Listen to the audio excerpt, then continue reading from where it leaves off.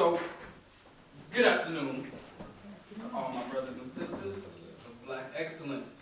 I would like to welcome you once again to the Bob Biz Center and to the Next Generation Getting Off the Plantation's first official town hall introduction meeting. And what we want to really bring to you in this invitational introduction town hall to who we are and what we'll be doing for our people. First and foremost, we have to realize at the end of the day, unless you are in full control of yourself, we are slaves. And until we separate ourselves from any system that oppresses us, whether we were doing it willingly or unknowingly, we are still slaves. So that is what we'll be starting at. That will be the premises of basically what we'll be speaking on. And with that, I'll give a little, I want to read something for you guys to kind of keep you engaged in the essence of giving you a little insight into who I am in my thought process. So family, as this fast-paced society continues to live blindly unaware in the matrix that we call America, you are taking something as precious and irreplaceable as your time to join us on this well-awaited journey. And for that, we thank you. While some choose to walk around ignorant and others just converse about the idea of revolution, you are taking something and we're choosing to remove the blindfold and act on what is right. After hearing these words and hearing all four of us speak, you should feel a sense of urgency and realize this time was well spent. You should have a burning desire to not just survive, but to thrive. And if you do not now, I guarantee you will by the end. At the age of 19, in the midst of a dream, I was horrifically murdered. And my life was taken, and I rose to a place that I've never seen before.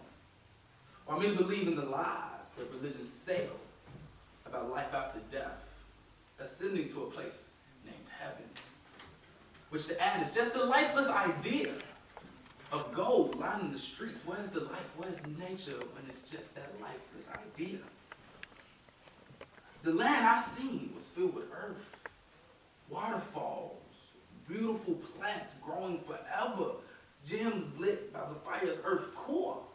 And that made me realize that that's just Mother Earth. And in that dream, it was brilliantly shown to me who I am and what purpose I have in freeing our people. Family, I begin to re-see that paradise continually and realize that all I was showing myself is that we can have that heaven here on earth. I'm gonna step away from this and just speak. That was just the intro into something that's for later. But we have been so programmed as a people. We have been so misled as a people. If you think about the three things that control our lives, we have been taught what to think, but never how to think. See, we have to realize that everything from what we originally were taught. So Christopher Columbus found America. And if you didn't tell that back to your teacher when that was asked on a test, that was marking that wrong. But if Christopher Columbus found America, wouldn't we all be speaking Spanish as well? Be a Spaniard?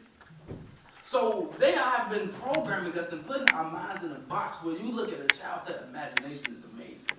They see things that we would never even fathom as adults as we get older and older because we have been programmed to not really think, to not have no form of imagination, to not really think for self. And when you think about what comes with thinking for self, you free yourself, which goes back into the point that I was making earlier about us all really still being slaves. Because if you do not control who you are and don't understand that you are in control of your universe, if you were not here, would your universe even exist? Everything in this world is centered in you. What's north and south is centered in you. What's up and down is centered in you. So if you did not exist, your universe would not exist. But most of us do not understand that we control our own universes. And once you gain control, because we have given that control away, either willingly or unknowingly or being birthed into it, we have given that control away to who we truly are. And we have been programmed into this slave kind of mindset where when you look in the mirror, do you truly love yourself? Because a free man loves himself. Because he would not want to be free if he did not love himself. If he did not want to be controlled anymore, he would love himself. A man who loves himself does not want to be controlled by another man. You love yourself too much. Why would you put yourself in that situation unless you did not love yourself? As slaves as we can be, because that's not who we are, but that's who we are at this current moment in time. We are still slaves. And if you really think, like chess is an amazing thing. It really goes into the art of thinking.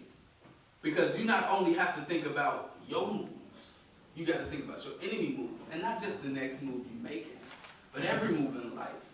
So, and just saying that, a slave don't do that. A slave playing checkers is okay, they made that move, so I'm going to make this move. You just reacting all the time. But as a free man, you are now being proactive in your thinking. And we really must step away from this slave mindset that we're all stuck in. We have to, because when we understand the plight and the situation where our people are currently in this current moment in time, they lost. And it is up to us to save them. And how can we save them if we ourselves are not free? How can we tell them, oh, you don't need to be a slave, if we cannot show them what it means to not be a slave? Harriet Tubman said it very well. I would have freed so many more slaves if they realized they were slaves. They only knew. If only they knew they were slaves. Most of our people do not understand that they're killing themselves with what they're eating. We complain about black on black crime all the time. We complain about the police killing us all the time. But the number one killer is what we're putting into our systems. But do we understand that? Do we understand that? We complain about black on black crime. We complain about police brutality. But we are not complaining about us killing ourselves. We don't exercise. We don't think. We have no idea of who we are. We have let this system tell us who we are for a very long time. And that has kept us at the bottom. And we are people who have created everything. We are co-creators with the universe. And we are at the bottom? What sense does that make? That makes no sense at all for us to be co-creators, to have the wisdom and the ancestors that we do have, and still be at the bottom. There's no time for us to be slaves anymore. There's no time for my children, when I have them, to be slaves anymore. We have to realize that we are who we've been waiting for to save us. We have been looking for this outside entity to save us, but that's still a slave mentality, because Massa gonna save me. Massa gonna guide me. Give it all to Massa. But when you have all powers, the Bible said, Jesus said, ye are gods. But we don't want to be walking around godly. We have been so bamboozled as a people. And it perplexes me all the time how bamboozled we are as a people. To think that a closet full of Gucci is a legacy. To think you really doing something, working your 9 to 5 and trapping. But what are you setting people up for? You are keeping us at the bottom. One thing we need to truly understand as a people is that if we do not secure a legacy for our people, we will truly fail. There will be no future for our future. If that just confused you, there will be no future for our future. Our children won't have a Their children won't have a future unless we do something now. Out of the respect of everyone's time, I won't speak too long because I can speak forever. I'm going to introduce these other three brothers who will really bring home what we're really trying to do, what we're really doing. And this gentleman that's about to speak next, when I say the organization that he is a co-founder of, have done marvelous things for our people here in Chicago. Well, the leading youth-led organization here in Chicago. Sir Ray, take it away. Yes, sir. Yes, sir. I want to first give it up to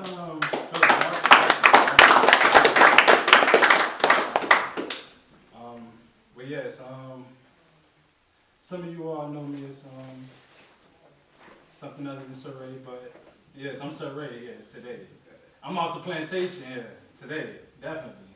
And just every other day, but definitely today, for those who haven't met me before today, yes, that's what y'all see here today, right? So in that intro, the Brother Sharka, he had alluded to me being a co-founder and executive director of the leading youth-led, youth-based, community organizing and activist organization here in Chicago. We call FLY, Fearless Leading by the Youth. We were started back in 2007, so we got a decade's worth of, organizing under our belt, right? That the health and sanitary levels was up to standard because it was skipping their wash cycles, and the youth had to clean their underwears and the sinks in the toilets. But we also, if you all haven't watched the movie Shot Right, I say you all should, because the movie had highlighted one of our biggest campaigns and one of the biggest youth victories here in Chicago. We actually fought for 5 years to get a level 1 trauma center inside the University of Chicago's hospital. A level 1 trauma center for adults, to be exact. Right now, the trauma centers here in Chicago are definitely, the age limit is up to 15. But we're hearing about all these murders, all these stab wounds, all these car accidents, all these house fires that's going on here in Chicago. And it's just not right, but the age limit is usually over 15. I'm saying that to say that we did research, we hired researchers, and we found a correlation between the furthest distance you have to travel to the nearest trauma center and the mortality rate of that trauma victim, whether it's a gunshot wound, stab wound, car accidents, or house fire. This happened to firemen as well, but disproportionately on the south side of Chicago and the southeast side of Chicago, where black and brown youth are, and people just are, period. This is just where, ironically, the most homicides are, right? This is where there's no, virtually, y'all heard of food deserts? Well, we coined the term trauma center deserts, because that's what it really is. What I'm alluding to is, this institution that's world renowned, got the second private police force, second only to the Vatican, has all this money, but they don't have enough money to service the community, the very community in which they are in, to save lives, right? Isn't that what the police force is supposed to be for? Saving lives? You cannot, so you're not willing to invest in the other end of healing and saving lives in the community? But that's just a little bit about us. What I was alluding to right there is the plantation environment that we are in. Chicago was founded by a black man by the name of DuSable. Everybody knows him, right? But the thing is, a lot of people don't know about the colonial powers that came in and colonized Chicago. And that there's still a legacy of that colonization to this very day. Today's event definitely was titled Next Generation Getting Off the Plantation. Because a lot of people don't understand, or not really understand, but did not connect the dots that in order to colonize any area on this plane, this planet, I was about to say this plane of existence because I'm on metaphysics with things, but on this planet, right? they had to start off with the mind. And they took our mind from us. They had to colonize our mind. They had to enslave our mind and put us through mental slavery in order to lead to physical slavery. They started colonial schools. They started colonial hospitals. They started colonial housing. There's a legacy to this day. What was the projects? You know, what is letting our communities and buildings and housing infrastructure become dilapidated? Where's our TIF money going to? Why is our communities being gerrymandered and redistricted so resources do not go to our communities, where we can have a healthy livelihood, where we can see a healthy environment and not see an impoverished environment which could lead to impoverished mentality and state of mind, further on keeping us mentally enslaved. So I just want to add on to that how the police stations were started, right? They started from slave patrollers, right? During the crack era, the war on drugs, the main drug of choice was crack, right? It was soft cocaine being served in other communities, mainly white communities, but those communities was not being patrolled as much as black communities. Why not? Because black communities is just an extension of the slave society and context of back then, of 1865 and the forth. The police department started as slave patrollers, and they patrol our communities disproportionately to any other community. That's why we have a stark reality when it comes to the population and the demographic in the prison system being almost 65 to 70% African American and black. There's no coincidence there. This is just a legacy of the plantation reality that was created for us. So now, going into the activists, what can we do about this? Well, throughout history, we've been resisting. In Haiti was the first country to liberate themselves from white colonization and dominion. Yes, it took lives. It took probably over half of the Haitian population to get a lives for liberation from colonial powers. But at the end of the day, they made it happen. They made it so. They were so strong, the spiritual force, the essence, the belief systems, the identity, them knowing that we are not what they call us. We are not slaves. We are indigenous. We are indigenous, original people of this planet, of this earth. We have a force that supersedes these colonial powers, these colonial laws, these colonial rules that keep us on the plantation. America tried to keep that message from reaching us, reaching the Americas, reaching the other areas where Afrodescendant people are, where we populate. They tried to keep that message from spreading. But John Point DuSable, and when was it, 1717?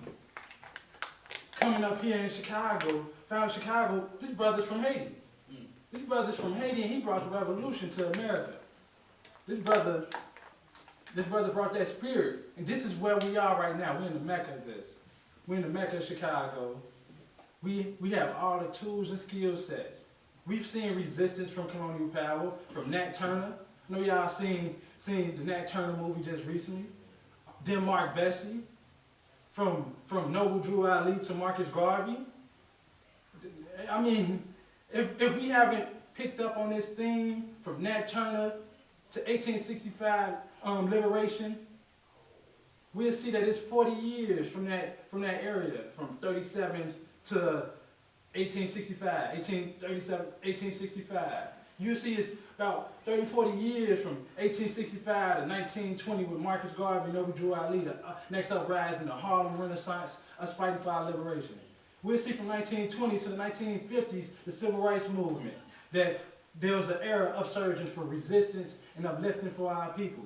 We'll see from the 1950s to the 1980s, of the Black Panther Party and the Black Power movement of resistance and upsurgence and the need for us to fight for our liberation. We'll see from the 80s to the 2016s and 15, good 40 years or so of the Black Lives Matter and all these different movements that's upsurging and uprising.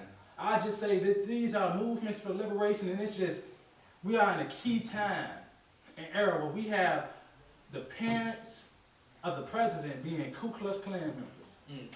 Folks who wanted to maintain slavery, folks who wanted to keep us on the plantation. We are now in that time again.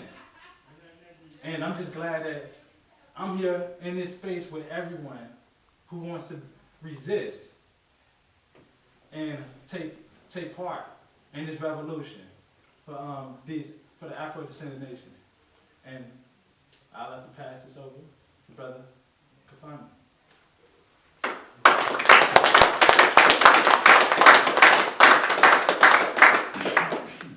Sir Ray definitely gave a very powerful and motivational message, feeding off the heart. It was good. Just so you guys fell in line with each other. So again, I want to give you guys a little intro to me. My name is Kalki Mukaram. I am the student minister under Minister Abdullah Tahama, member of the Lost Foundation of Islam under the Afrodescendant nation. I have been given the opportunity to give you guys some basic economics because, of course, what's going to get black people money?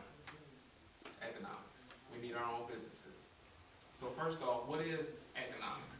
A lot of people, they think of economics being a more difficult topic than it actually is. They see the number side, they see the graphs, all the statistics.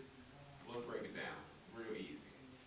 Economics is the study of rational human behavior in the action of trying to fulfill one's needs and wants. So what drives economies? Maybe you guys can answer this on your own. Self-interest. You see the self-interest of America trying to push out the immigrants to bring forth a greater America, but they won't let us go. Why is that? They're trying to keep you down, like always. So I'm gonna give you guys a few sessions in the economy. Scarcity. You all know what it means to be scarce? So scarce resources are limited resources, and of course limited resources will determine what you do with your money. If you have more discretionary income, you can spend money on more things. If you have less discretionary income, you're gonna spend money on necessities that you need. So the macro environment is the total outputs of a nation and how they allocate their scarce resources towards maximizing their production to make money. So what you see in America is a lot of, not let's start a business here, we're going to ground our business here, but all our production is going to come from China, Mexico. We're going to offshore our costs due to these scarce resources. And then the microenvironment is what really keeps us black people down.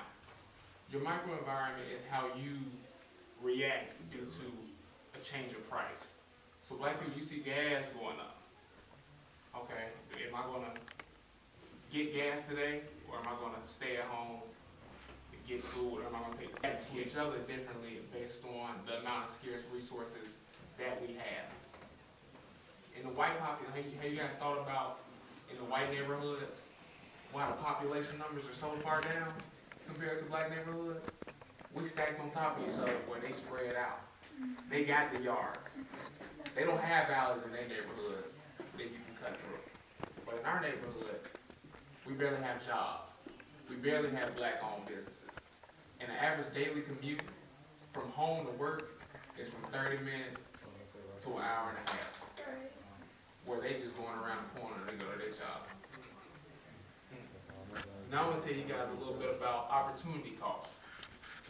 So opportunity cost refers to you foregoing something in order to do something else. So what a lot of black people, how we do today, there's some opportunity costs in terms of education. Instead of out of high school, let me not go straight to college. Let me try to go get a job first. Well, you going to get that job is raising the price of your education. Because inflation is a thing. You guys know what inflation is? prices go up. So it makes everything more expensive. The power of your dollar is less because of the price rise. And now I'm gonna give you guys another explanation, another description that's like, you can feel it with black people in terms of shoes. When you buy the shoes that cost $160 for one pair, or when you buy the 2 pair of shoes that equals $160, that's the opportunity cost. And then I'm gonna explain now the laws of supply and demand. So demand is the desire of buyers for a specific product. The higher prices are, the less demand there will be for that product. Because of course you want a cheaper price for any product. Now for supply deals with the amount of that product that's released to the public. So if producers want to make a lot of money, they have to offer a bunch of products at a certain price. And then with that, the laws of supply and demand go together in terms of if there's a less supply of a product, then there's going to be a higher demand for it. So since there's a higher demand, that producer's going to charge you more money. So they don't get you with that. Now if there's so many, if there's a great supply, the demand for that product is going to go down. So they're going to see significant price cuts due to that. And then going on to say, with the rise of a supply, inflation goes up, which causes prices to go up. So then America, if their prices go up, they're not going to get the goods from America. They're going to get the goods from somewhere else that's cheaper. Their input's going to go up, but their export's going to go down due to the American product costing more. That's why you see all of our stuff being made from China, Philippines, Mexico. That's why we don't have any American-made products. And then demand, with increased demand, increases interest rates.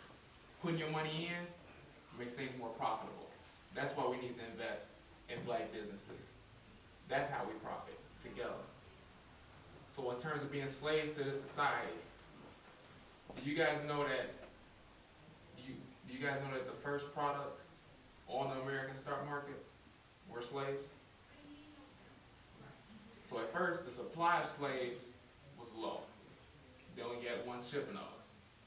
But then demand kept going up. They said, okay, well, we gotta increase the supply. We gotta get more work done. So that's when the transatlantic slave trade happened. They went back and they shipped multitudes of us here to this land. To the point where our supply got so high that they have now categorized you as less than a person. You are 3/5 of a man.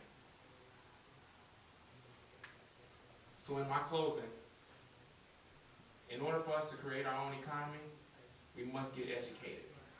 Not just by a white man. We gotta do our own research. And we have to learn from those who come before us and have set that example. We have to learn how the economy works, and we have to invest our money, not just here, but overseas as well. And with that, I want to close and pass it on to my brother, Prince Yusuf. He is our spiritual leader in this day. I call myself the student minister, but I find myself learning from this brother a lot on a daily basis. All right, with that, Prince Yusuf.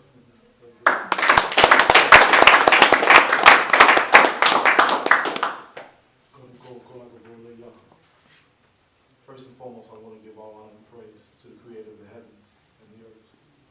We thank Him for our ancestors in whatever form or fashion they may be found. We thank Him for the men of Scripture, Abraham, all the way down to Prophet Muhammad, Ibn Abdullah. But surely if I can thank those men that I know only from study and only from Scripture, I must thank those who came in our midst. So I want to personally thank the Most Honorable Elijah Muhammad. I want to thank his students, the Honorable Silas Muhammad, Honorable Minister Louis Farrakhan. I want to thank our spiritual leader, Ben Ami Hamashiach, our spiritual guide and teacher, Nasi Shalid. And if those two had a spiritual child, it would definitely be my father, Prince Asiel Ben Israel, the international ambassador. And I greet you all in the words of peace. Shalom, shalom. Assalamu alaikum. Wow. Alaikum salam. The reason I go through that, first and foremost, to show that we've been here before. This isn't our first go around. We have a history and we have a lineage, and we have to connect to it. We're the only people on this planet who does not connect to their forerunners. That's right. Do not connect to their ones who laid the foundation, their trailblazers.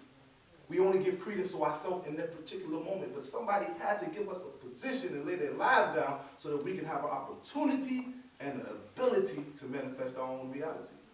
That's why I give honor to those men. I want to thank my spiritual father who was in the crowd with us, Prince Amiel, my teacher and minister as well, Minister Tahama. And I want to thank all these beautiful brothers who are here that spoke before me, who gave such an in-depth analysis on what we're doing today. But I'm going to be real. I am Yosef Ben Prince Asiel, the national spokesman for the original Hebrew Israelite nation, Tikkun. Yes, sir. But my position is straight up all day nation time. I don't want to talk about nothing else unless it's nation time. That's and not right. that weak nation time where we talking about we can still be connected to the white boy and still have our own nation. That's I'm right. talking about a distinctive, unique, total autonomous nation run by us, led by us, governed by us, and lived by us. That's right. That's where we at. Because like my brother Minister Thomas said, this is the time and what must be done. That's true. So many times, leaders and so-called leaders that have been propped up in front of us who are really nothing but COINTELPRO agents that have been sent to mislead and misdirect us to our true destiny and purpose, come before us and say things like, well, you know, we made it. Made it where? Racial equality is at all-time high. Things are getting better. Man, we are at war. Whether you understand it, whether you participate in, whether you want to accept it. Yes, sir. We are at a full war.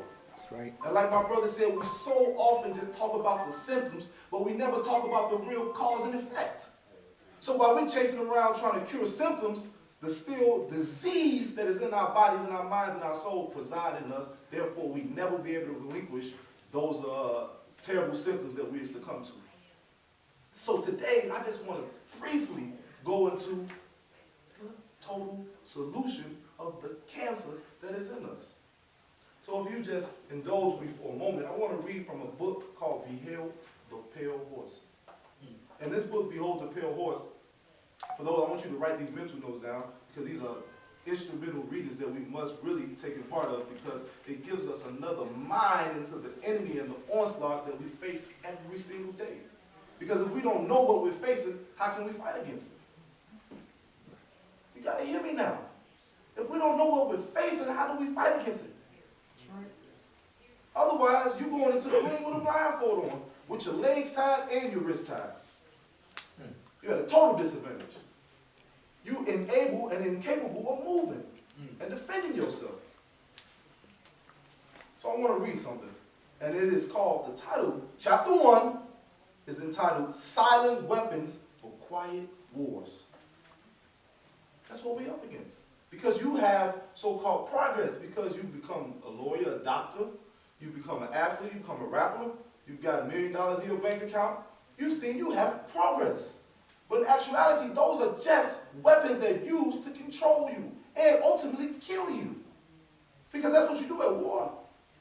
You either want to control the person or to kill the person. And most of the cases, it's both.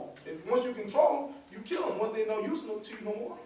And that's what we have right now.